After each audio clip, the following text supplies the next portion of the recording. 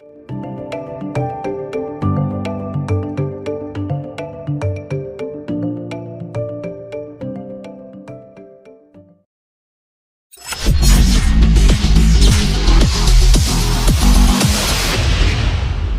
is looking okay on Zoom. Um, yeah, okay. Um, PowerPoint is ready, and we'll just come in to do some work. Right, folks. Firstly, you have you apologies again for Monday. I'm hobbling around here as well because I had some knee surgery and on Tuesday, I beg your pardon, and that's why you got your pre-recorded message or lecture on Tuesday morning.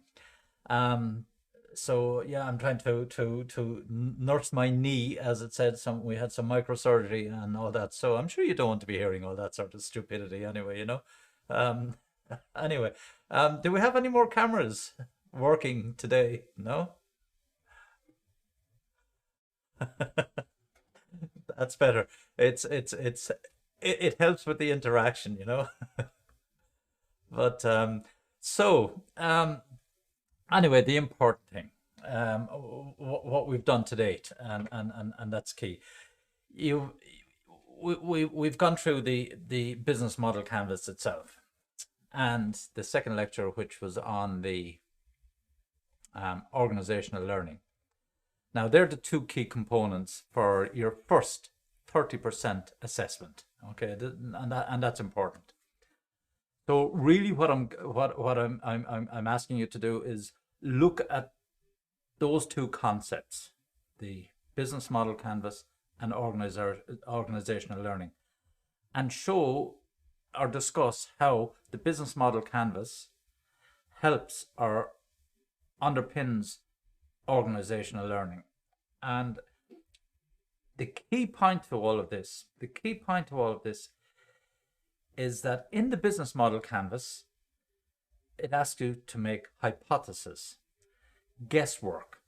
And how do you find out, how do you verify your guesses? You go out and you talk and you survey and you research and you do this, and this, and you have meetings and discussions. And then you come back in and you share that with your colleagues. And through sharing that, your colleagues might say, well, can we not think of this? Could we do that? And you go off and test. So that's how this sharing of knowledge. So people who know stuff will ask more questions and so on, without giving you too much of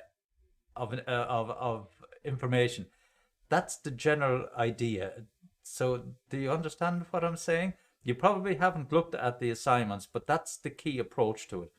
So really what I'm asking for is a discussion around organizational learning, the concept of it, how it can actually happen, the different mechanisms that enable organizational learning.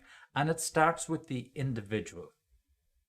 Okay, we all know stuff, and we have experience, and we have knowledge, and we have competencies, and we have qualifications to give us a badge to say that we know stuff. And you join an organization, you work with a group of people, and you learn from them as much as they learn from you. That's what I'm getting at. And it's that kind of build-up of knowledge. And then as a team, you're discovering stuff. You're discovering new ideas, new ways of doing processes, new processes themselves, new technologies. And sometimes you might be just reading this outside. You might have a passion for let's just say 3D printing is one of your passions. You do that at home. You make chess pieces, you make small pieces of jewelry or whatever with your 3D printer, and you become quite proficient at using a 3D printer. And now you come into work and you're looking at possibly some new design for a component, and you say, well, you know, I know how to develop that in 3D, and you show, and you using these competence. So now people learn, this is new. We've never used 3D before. We've never used a 3D printer before. Can you show us how to do this? It's a simple example, but nevertheless, it shows you how all our knowledge, all that we've learned has some value, no matter what business you're in and so on, we all learn stuff. And there are times when you think that you're learning stuff that it doesn't make, what's the value of this? And all I can say is that all learning has value. All learning. It may not be apparent now, it might have very low value right now, but in 6 months, 10 years' time, it will come back to you. You might have to recap or remember some stuff, but then it has a high value because it fits a particular scene or particular dynamic and so on. That's what's important about organizational learning. So I want you to go through that, and there's some good material on the on Moodle on that area itself. Now, so they're the first two key elements inside on your program: the organizational learning, the business model canvas, of course. Now we'll be coming back to the business model canvas now as we start to dissect this part of it. So today I'm going to just stick with a relatively straightforward 7 Ps in terms of products and services and what it all means. And we'll continue a little bit more on the business side of things so that we can get a good picture of all the elements, functions, and so on generically. And then we'll start looking at the project management side of things, because all of these things happen through some form of an effort. And it has to be done in a practical method or a process. And that's essentially project management. So we set up, what do we want to achieve? How are we going to do it? What are the resources we need to do it? And, people, equipment, finance. And then what is the time frame for this? 3 months, 2 months, 5 years, whatever the case may be for the project. And at the end of this, that's a project. So you have a start, a middle, and an end. And that's the only and best description of a project. A start, middle, and an end. And no two projects are alike. They are always different. Some people say, well, no, but you absolutely can't, because you can't have two exact projects occupying the same people in the same space and time. It just doesn't happen. They might have a lot of similarities, but they're always unique. And each project will have different challenges and so on. So we'll go through that methodologies, and I'll introduce it to some methodologies of project management. So once we know what we're looking at in terms of the businesses, what we're trying to achieve, then we have to put the action plan or the project methodology in place to achieve particular outcomes as we expect them. Okay, folks, just want to see is my PowerPoint thingy working so I can somewhat relax down here. Well, I won't say relax, but ease back into my chair. Right. Enlarge the PowerPoint. So today, again, we'll run through this and we'll bring through it. Now, some of you may already have done some marketing, so some of this might be already familiar to you, but nevertheless, we'll tip down through it. Primarily because, again, in projects, you might be developing a project for a product or a project for a service, and some of these fundamentals are important in that context. Just let me get this focused onto that, and we have this here. So if we look at, as we call it, the tangibility spectrum of products and services, and this is just some of the key differences between a product and a service. So if you look here, you have these examples, from salt down to fast food outlets and so on, which are going over both sides. Now, technically, I would always define fast food outlets as a service. You're buying a product, but they're providing a service. Okay. Then as you move down, you have advertising agencies all the way down to teaching. God love you. It's a service. Investment management, consulting, banking, all these things. Your credit card, all of that sort of stuff. They're all services. You might say, well, the credit card is a physical product. In those services, they refer to them as their different products. You have a business card, business version. You might have a personal version. You might have personalized. You might have celebrity status, business credit cards, and so on. and high value.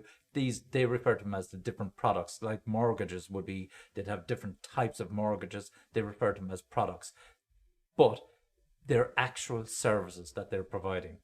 And the key point about it is you can't store them. You can't store services, and that's one of the it's probably the main differentiator between products and services. And also, services are consumed in real time. Okay, so when you go to a doctor, it happens there and then. You can't store it. It actually happens. That's the interaction. But that interaction between you and your doctor, or you and your consultant, that's another knowledge generating opportunity as well, by the way. So again, heterogeneity, goods and services, intangibility, simultaneous production and consumption when we look at services, and services can expire, so do products. There's obsolescence, and they can have multiple uses when we look at heterogeneity. But so the implications, as I've kind of already mentioned, they can't be stored, they can't be inventoried, a service. And that's why, for example, if you're like me and you like to go to McDonald's every so often, you will notice that they might have different levels of staffing inside there. So they try to predict the volumes of customers that they're going to see. So obviously at the weekends, McDonald's, well, when we're not in lockdowns, doesn't matter, but generally speaking, they will have a lot more staff on, and they'll have more delivery of their products to be able to provide the service to customers at weekends, more so than during the week. And then there are different times of the day, so again, they have to be able to match the demand of customers for the service with their staff and raw materials to make their burgers, chips, and whatever else they make. So that's they can't store that. They can't. Now you say, well, they do store burgers and all that. They're just the raw materials. The point is the service. There's no point in having two people working in McDonald's on a Saturday and Sunday when they might have hundreds and hundreds of customers coming through the shop and queues going out. That doesn't work. So they have to match the level. So they might have 5 people working on the service tills to make sure that they keep the flow. And they do have it down to that waiting time. They're constantly measuring and taking phenomenal data to see what the queues are like. And the same for example in Euro Disney, when it's functioning. They wouldn't have as many staff on during the winter months, except for maybe Christmas. They might have to beef it up because they do special deals and so on. So they'd have to ramp up their service staff to provide the entertainment and so on. And then it peaks up during the summer. But there will be parts of the year, maybe autumn and spring, where they'd have very small or skeleton staff and so on. Otherwise, it would be a huge cost for them. And again, services can't be patented. Okay. I mean, much and all, as I deliver these fantastic lectures and I say, the way I do it, could I patent them? No, you can't patent anything as a service. You can patent products, most certainly. And services cannot be readily displayed or communicated. No, because there is a level of uniqueness about services. And, you might talk about banks offering products on TV, for example. And they're communicating the product. Now come in and we'll deliver the service of getting that mortgage product suitable for you. So it's unique. It's a very, very unique experience. Now on a larger scale, if you take entertainment and you go to a rock concert, that's a little bit more like it. You do have some levels of pre-communication, saying there is a concert, you two are playing up in Croke Park or whatever it is, and you'll get maybe 60,000 people will go to a concert and so on. But that's all. You have that 2-hour concert and that's it. It's a service that's provided, an entertainment service provided, and is communicated through advertising and so on. And pricing can be difficult, and clearly so, depending on the services being offered. So if you take, again, let's use the example of your local doctor. Now, every time we go to a doctor, it will cost us €60. We all have different complaints. We'll have different issues. I could go into my doctor, do my bloods, whatever it is, checkup, annual checkup thing, and it might only take 5 minutes. I'd still get charged €60. Um, do I think I'm getting value for money? No. I go to the consultant to check my knee. I spent literally 7 minutes with my consultant 2 weeks ago before he decided to operate, and he charged me €200. And I said, "Wow, I'm definitely in the wrong job. I should have studied harder at school and taken up medicine." But the point about it is that the pricing, how do we perceive value? Now, I might have said, that was a very high price to pay for this guy just to move my knee around and say, "Yes, we need to operate. Can you come in next Tuesday?" And I say, "Yes, I can," and so on. Now I look at the bigger picture and said, that was value for money because I got the procedure done very, very quickly. It means that I'm now in recovery mode for the next 2 weeks. And when my knee is fully functional again, I can get out and do what I enjoy doing, which is cycling. Okay. And that's it. So for me, the price was reasonable. Now, if I didn't have the money to pay for these and didn't have medical insurance service, then it would be a whole different situation. I would have to suffer on with, indefinitely until problems get solved. So pricing can be difficult, and to see value, that's where it's not so much putting a figure or a number on the doctor's visits or the consultant's visit. That's not the issue. It's from the customer's perception or perspective to understand, well, what's the value of this to me. Okay. I know this isn't fair me drinking coffee now, but I actually needed it because I I was so wound up with the problems with the audio and all of this before I literally came down to a minute before I came online that I found what the problem was. As a matter of interest, to try and provide a service. Yesterday, I went on for a meeting with the Department of Lifelong Learning, and they want to use MS Teams. Now, I prefer MS Teams personally, but we normally use Zoom. And when I was using MS Teams, there was an issue with the audio, and I changed from my one particular setting to another, and so on. And then this morning, I said, right, I need to reboot my machine to clean out any memory and all that. And I did that, and then I noticed when I always do a check beforehand, and I noticed that my volume on the microphone here was way down, and I tested some recordings, and I said I can't deliver. There's a problem here, and I eventually found it.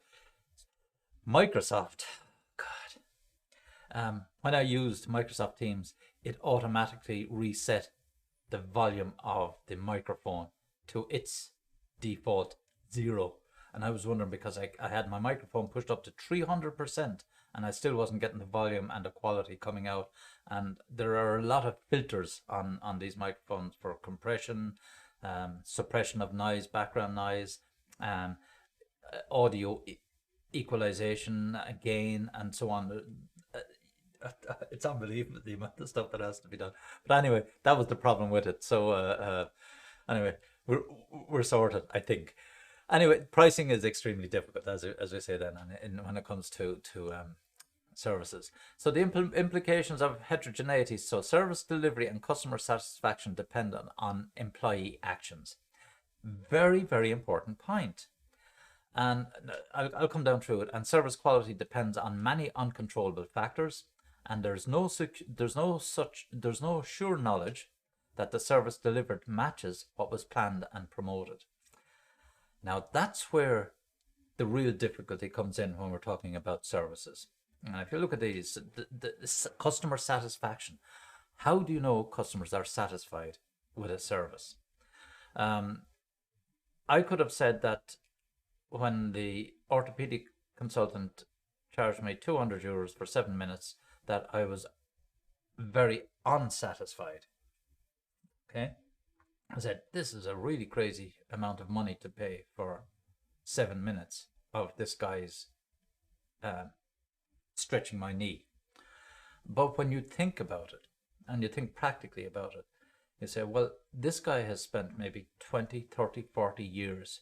He has amassed phenomenal knowledge in specialist area. That's what you're paying for. Not the fact that he twiggled, twisted your knee to see is it really bad and all this, plus taken MRI scans previously, and so that accumulated knowledge, when you stand back and say, that's why you're paying. So then you become a little bit more satisfied with the cost, and you begin to see the value of it. So the service delivery at the time may not seem much. If you want to simplify it even more, if you have a room and you want to paint the room and you hire in a painter, and he charges you €700 for a small room, and you say, my God, that's an awful amount of money. I could do it myself for maybe €60 and so on. Then you start to evaluate, well, okay, 60. Will I get the same quality of job? Will I have the same finish? I'll have to take time off work, blah, blah, blah, blah. So I start to evaluate the cost.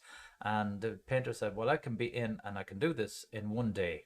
And you say, well, okay, that's it. Otherwise, I'd have to take time out, a weekend maybe, and so on and so on.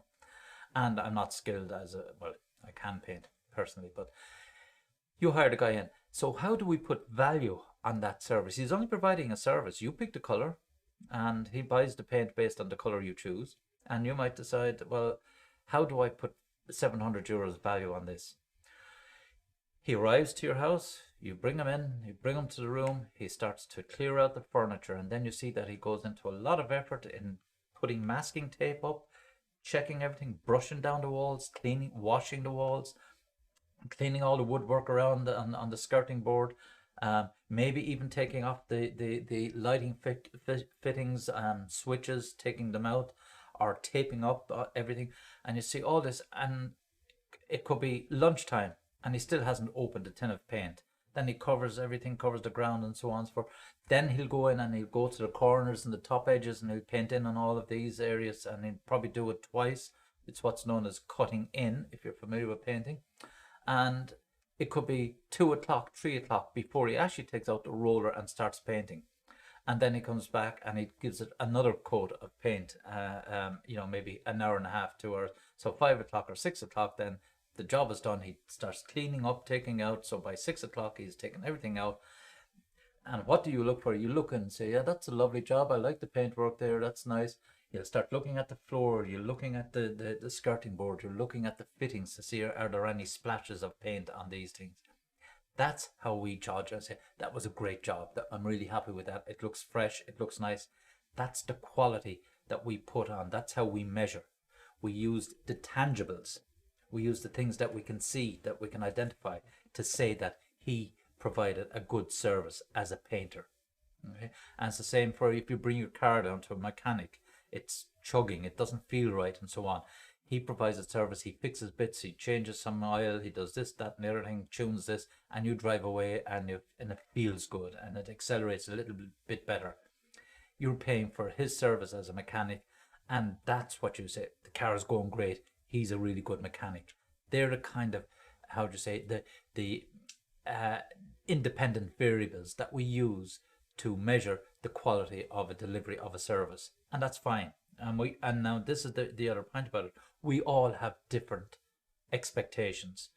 Each customer is unique, and what might be important to you might not be as important to somebody else.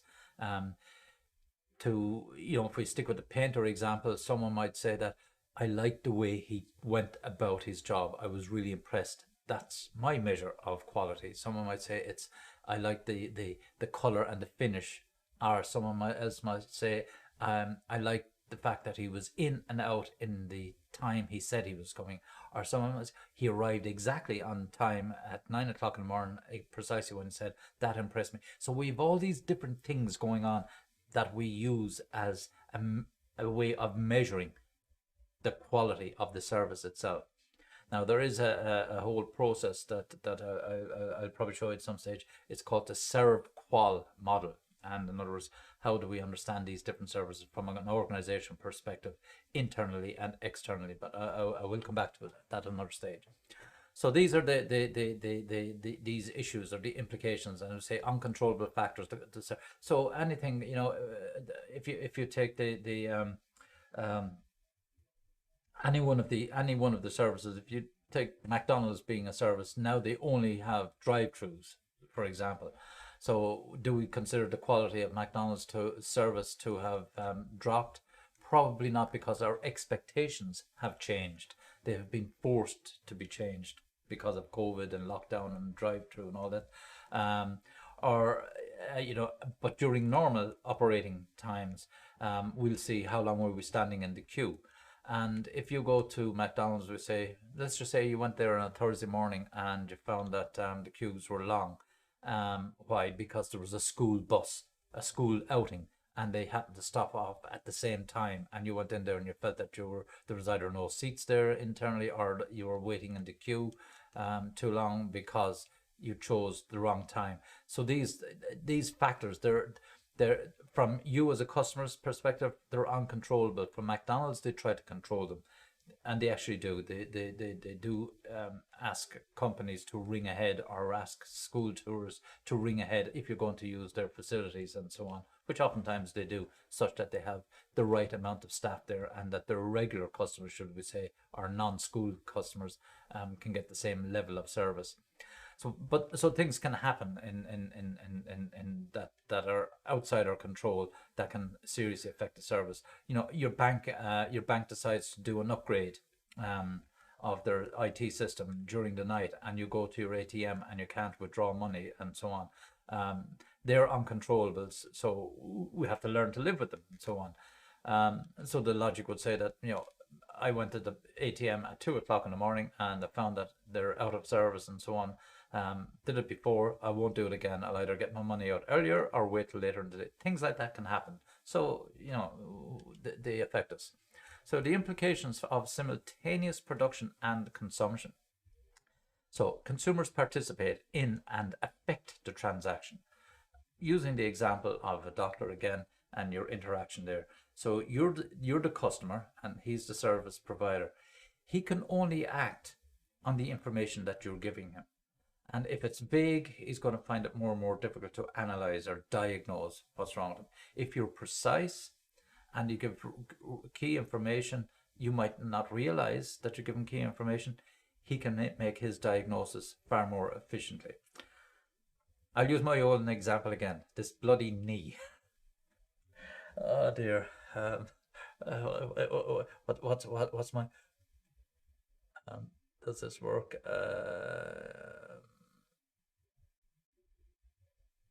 Sorry. Okay, we have there. Don't need to get these things running. Sorry about this. There's just I hit the wrong button there. Using that example, when I first went to my local doctor, I said to him, right, my knee is giving me trouble. How did I suspect because it was getting stiff when I'd get out of a chair. Okay. And then I went to my doctor and I was saying that I've been sedentary for the last several months because of online learning, and I'm in the seated position. I actually can get up and stand and walk. I reconfigured all my cameras and so on to allow me to do that. I can't do it today, but normally I would. And and he said to me, yeah, he said, there's a bit of swelling on your knee. He said, I'm going to recommend you go for an MRI and get a checkout. And I went for an MRI and they discovered that there was a tear in my meniscus, a complex tear on my meniscus, which requires keyhole surgery, most likely. So he came back with the analysis of the MRI and then recommended going to the consultant. So the consultant says, yes, he said, definitely. And I said, the only thing I can think of was 6 years ago, I was lifting something and I sprained my knee. I was carrying some wood from one location to another and I was under a lot of pressure in this carrying. And how I noticed this problem was when I was out cycling last season. I have power meters on my bike and my left leg was more powerful than my right leg, 55% versus 45%. I said, that's not natural. I'm normally right-footed, so I would have expected to be the other way around. And So I was telling him this. Plus, I said the fact that I've been sitting for the last number of months, it's been, as I say, acting up. So I was given all this information, and that's how they assessed and said, definitely the MRI is confirming what you're saying, and blah blah blah. So we can do something about it. So that was the whole interaction, and it was quite quick. And but if I was saying, I've just got a pain in my knee, so what? Exercise, walk around, do something. And so you have to be very explicit. So the quality of the service that you get will depend on the customer's interaction and how much information they give. If you were applying for a mortgage and you didn't give all your financial details about your past spends and so on and so forth, and you get refused the mortgage, it's because you might not have interacted correctly or not provided the right information. You become frustrated with the mortgage provider or the bank as such. But a lot of the time, it can be your fault because you haven't given all the information or the precise details. And then they say customers affect each other. That's again a very important point, because if you have a queue, people will talk. It's and start sharing issues, and that can change your own dynamics. But also, you might be talking about services. You might recommend a particular painter, and that's why, for example, customers say he's a very good painter or he's a very good mechanic. Communications is so important, and oftentimes in marketing, verbal communications account for almost 80% of marketing across different services and products. That was most definitely the case up to maybe 10, 15 years ago. Now that verbal version is your social media. So people talk, and that's why you have these influencers. God almighty. Social media influencers.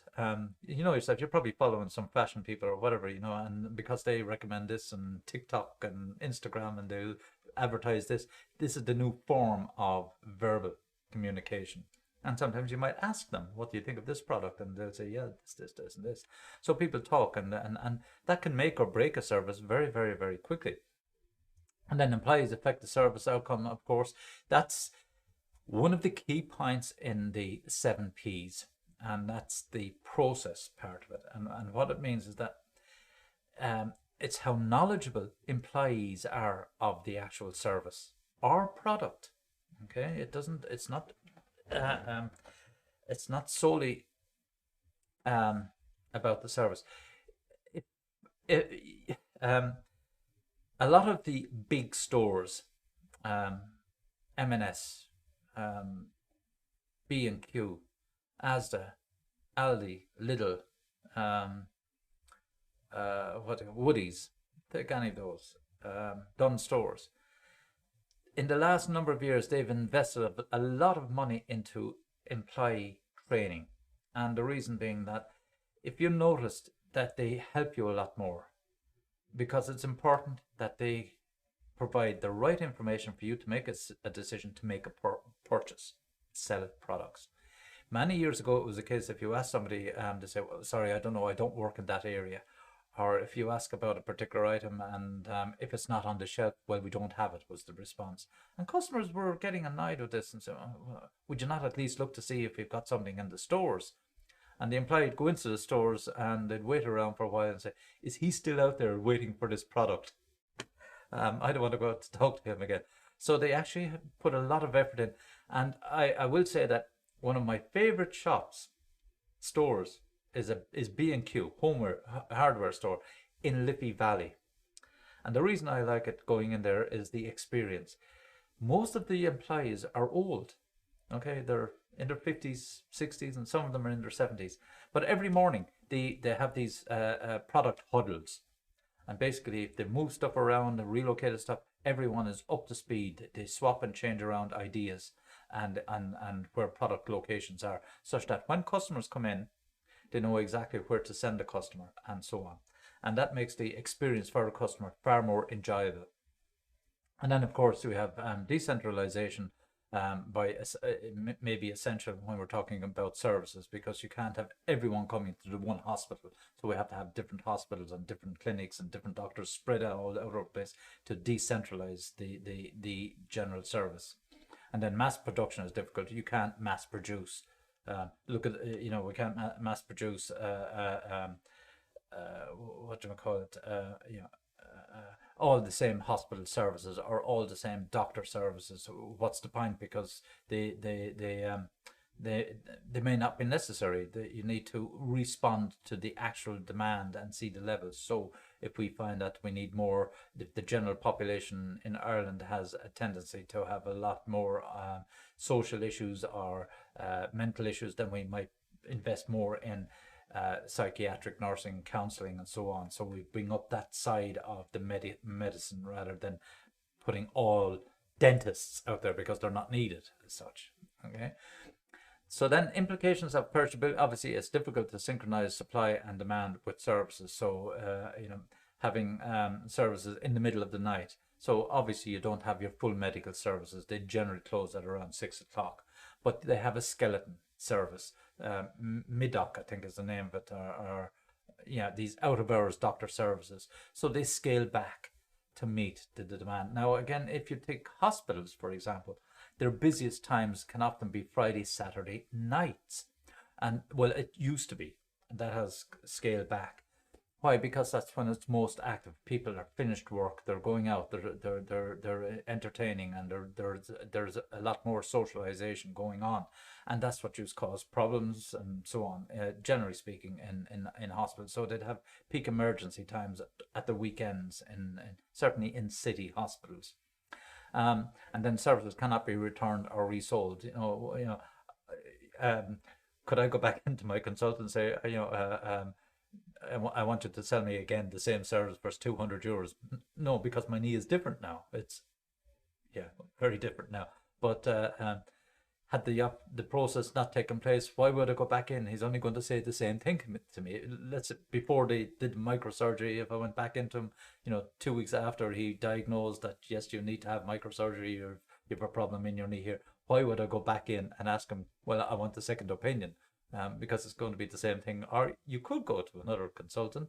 It's a different service. Can I get a second opinion to see if the first? And that happens. People do go for second opinions. In medical issues and certainly in legal issues and so on. And just for the quality of their own understanding, and just because they can't make the decision to go to the next step, they need reaffirmation. So they'll get a second opinion. That may or may not cost. So services cannot be returned or resold, obviously. So this is just another version or a table breakdown of the difference between services and products, tangible, intangible, and so on. So how are we done time-wise? Let's take... oh no, we've only got 1 hour. Isn't that all? Oh my God. For some strange reason, I thought we had 2 hours. No, 1 hour. Okay, I'll start flying down through these. I'll go straight to a key point. 7 P's. What are they? Product, price, promotion, place. They're your traditional 4 P's. Marketing used to always be on those simple 4 P's. Product, physical product, price, promotion, and place. Okay, and they extended those to cover services, to include processes,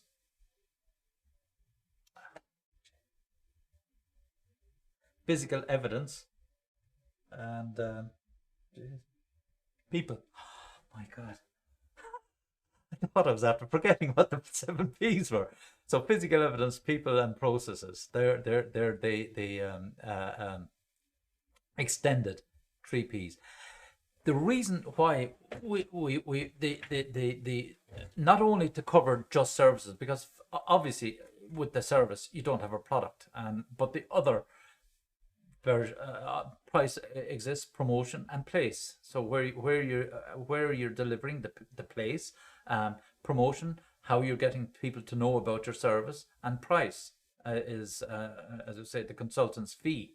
And so the people you need to do that, the physical evidence, and the process that make up the marketing mix of the services and the products. Here's where it becomes a little bit more clouded. Every time you buy a product now, you're buying some level of service. So, for example, when you buy a car, you're buying a warranty, you're buying guarantees, and you're buying certain levels of services after 3 months, 6 months, or so many thousand kilometers. You're buying, you're paying into the warranty for wear and tear of certain parts. So not only are you buying the physical car, which the core element of the car is transportation. Everything else are just the non-core elements: size of engine, color of car, blah blah blah blah. And then you have this service bundle that goes on top of that. Okay, that's why now we have these 7Ps to cover exactly what we're buying. If you buy a computer, you'll buy insurance most likely, and that's a level of service. One of my colleagues back in the early 2000s, he worked with a medical devices company. He joined Dell to set up their reverse logistics and service levels. And what that meant was that they sold their PCs or desktops and whatever, and if you needed replacement parts or if it broke on you, how quickly they could repair it for you. And you had basically 3 levels of service. The platinum, which was the best, someone would come out to immediately within a couple of hours, same day service, then within 3 days, or then within 1 working week, that kind of thing. And they they set up hubs around Europe where they'd have outsourced companies that would come in and do the service for them to replace the parts, and they'd also have the parts available to these service companies for the customers. Now here's the brilliant piece about that. You were paying insurance, and you say, would you like to take out insurance on your product? And most of us would normally do so. We say, well, just in case, because I value my computer, I need to be able to do my work, I can't have any downtime and so on. So just in case it gets stolen, gets broken, or parts fail and so on, or I have an accident, I need to have it available. So we want that peace of mind.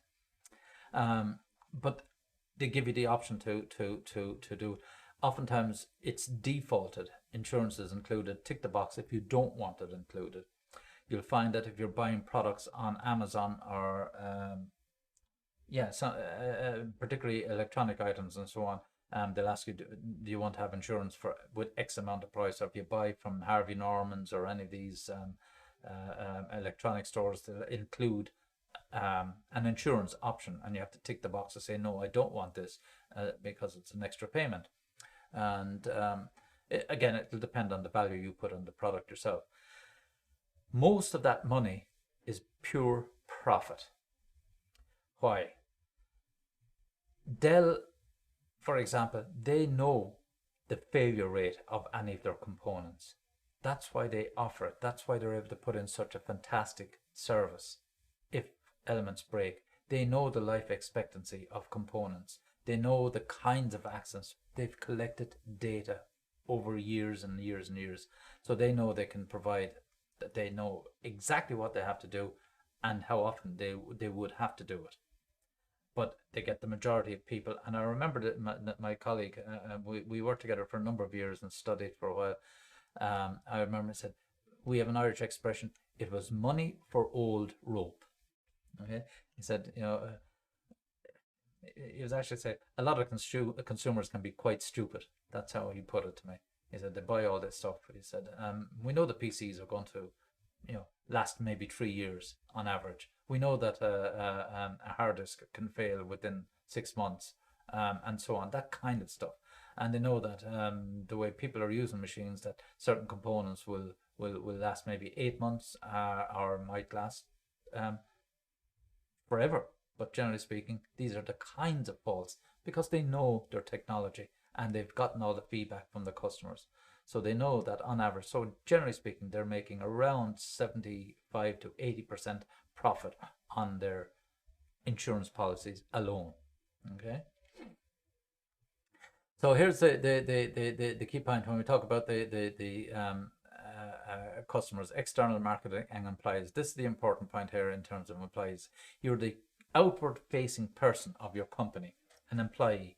So how, for example, you'd see some companies' employees wearing uniforms and so on to create the image to communicate to the companies or the customers that we are professional. Banks do it, insurance companies, shops, they might have all these same uniforms and so on. Even inside an AIT, you might see it was a point there where all the administrative staff wore uniforms and so on. Lecturers didn't, and nor do they, or should they. Um, um, it depends. In hospitals, they all wear uniforms. In actual fact, I find it quite confusing. I don't know the surgical consultant versus the nurse, or they all seem to wear the same types of uniforms. It's very difficult to, but years ago it was quite different. You knew that that was a nurse, that was a senior nurse, that was a doctor, and that was a consultant, and so on. Became more defined, like the army. From the uniforms and the stripes and badges and so on. What level they are inside in the army, and likewise inside in the police forces, generally speaking. But in general business and commerce, how they look and know about their products, and can support customers. You go in to buy a PC, and they'll ask you, what would you like to buy? Do you want a desktop, laptop? What are you using it for? Is it home use, business use, and so on? And the software. What kind of budget do you have for this? They won't try and sell you, generally speaking. They don't try to sell you top of the range gaming PC, when all you want to do is have a laptop for note taking inside in college. What's the point of bringing in a high end gaming laptop and so on? Okay, the employee is helping you to make your decision and providing you with the right information. You probably would have experienced that with your mobile phone plans. They might come back and say, ring you and say, do you know, Mark, I think you're on the wrong plan. Mark, you should be on this plan because you're spending too much on that plan. This plan is more cost effective to you, and you will still have the same levels of service. And that often happens. So that's important from a customer. So you begin to, this is a really good company. They're very informative. They're very helpful, and as a consequence, I like dealing with them and so on. They're honest. So that's really important in terms of enabling your employees to give a good quality service to the customers, because if the customers feel happy with it, they'll come back, and that's really the name of the game. So delivering on the promise. What is the promise? You have to find out as an employee, what is the customer looking for, and you then say, I'll commit to delivering what you're looking for. You need a laptop that has these Microsoft Office package on it, is reasonably fast. You're not doing graphics, therefore you don't need a high-powered chip in it. This is the kind of price range then, rather than, because I saw you looking at those machines over there, they're €2,000. This one here between €800 and 1,200 euros is more than adequate for what you need to do, and you'll have plenty of memory, and it'll be fast, and you have Wi-Fi and blah blah blah, and you've just saved the consumer maybe 1,000 or 800 euros, and the customer goes away. They will go in and say, well, was this a good decision to get to use it? And then finally say, yeah, this was bloody great, yeah, good investment, I've saved some money. Happy days. So service marketing, tangible applications exercise. So focus on a service. This is something you can do for yourselves. Are there specific challenges or barriers in any of these three areas? And of course there is. If you look at that triangle earlier on, the challenge is trying to get as much information out of the customer as to what their needs are. Okay, what are they looking for? And that kind of that ties back to your business model canvas. When you're looking at a concept or you want to introduce something, you have to understand what the customers are actually looking for and deliver. So the more and more data you gather from your customers, the more information you have, and based on that information, then you can make decisions. That's why you have management information systems. Gather the data, put it into manageable pieces of categories, information, that you then can make a decision based on this. And overall strategic assessment, how is the service organization doing on all three sides? So ways if you want to look at this and apply to a company itself. So we'll have all these different parameters that we can use to try and assess if a company is performing well in delivering a service. our supporting systems in place to deliver promised service. So, if you take, for example, our vaccine rollout at the moment, the IT systems, are they in place? Not 100%. So how, that won't instill confidence in general public in terms of the rollout and consistency of the uh, um, vaccination program. And because there's been a couple of glitches already in it, and the systems have failed, so that will that doesn't instill confidence. And are we going to be, it's not what we were promised. We were promised we're going to have this great system.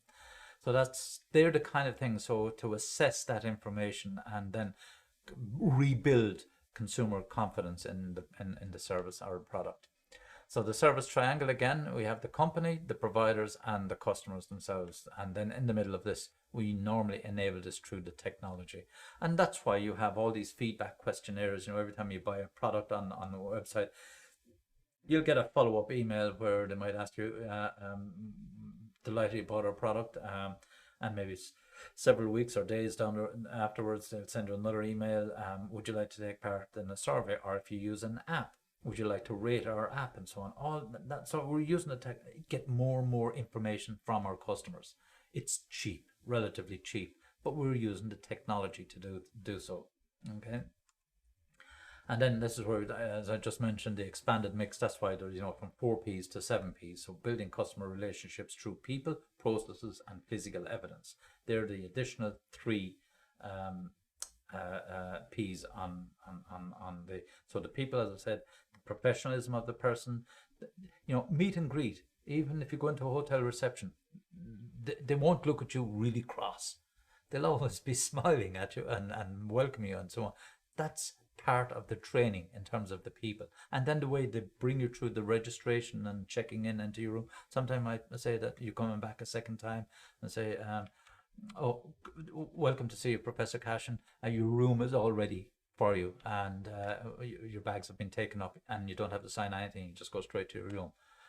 If you're lucky enough to go back to the same hotel the second time and so on and so on. But it is the case. It's part of the process. They've already taken my details from a previous trip and so on, and they're providing this level of process. And they might have even decided what newspapers I'm going to read or what TV channel should be on when I enter the room and so on. And you might say, well, that's crazy. It's all part of this service to provide it. And the physical evidence, clearly, in my case, would be the fact that I didn't have to check in. I went straight up to my room, and here in my room there was coffee was already available for me, and the TV channel was on Bloomberg News or something like that. I don't know. But they're the kind of things, those little touches, as we call it, the physical evidence of I'm being treated very well as a customer, a returning customer. And that's often the case. So that's how, having the people and having the process in there. So they would have their IT. Professor Cashin is due to come into us at 4 o'clock on Saturday afternoon and staying until Wednesday morning. This is what he's done before. He's had meals in the hotel, and he's also taken a drink from the minibar, and this is the kind of drink that he likes. And they take all this information because of my patterns from the first trip and store this, and then they replicate. So they have the physical processes in place, their IT systems to know what I was like as a previous customer, put all that in place, and then the people then that organize it. And the physical evidence is obviously the right mix of drinks in my fridge, the right programs, blah blah blah blah blah. Oh, if life was so simple. And anyway, so that's just the previous 4Ps, as we mentioned, and that's the full 7Ps in all their glory: product, price, promotion, and place, people, processes, and physical evidence. How are we doing on time? We're just about out. Expanded mix, differentiation, packaging. I'll have a quick look at that one on our next lecture, just to finish it out, because actually, do you have a class now straight away? Yeah. You do, have you? Okay. Right, I'll finish up. Is there anything else in this? People, physical evidence. No, I think you've covered all the points, and that's it. You know, we've talked about all those points on that on those areas. Okay, folks, we'll let you go. Apologies about the late start. We would have hit it there had we not. Yeah, we'll see you on Tuesday. Okay, and have a good weekend. Okay, thank you. Bye bye.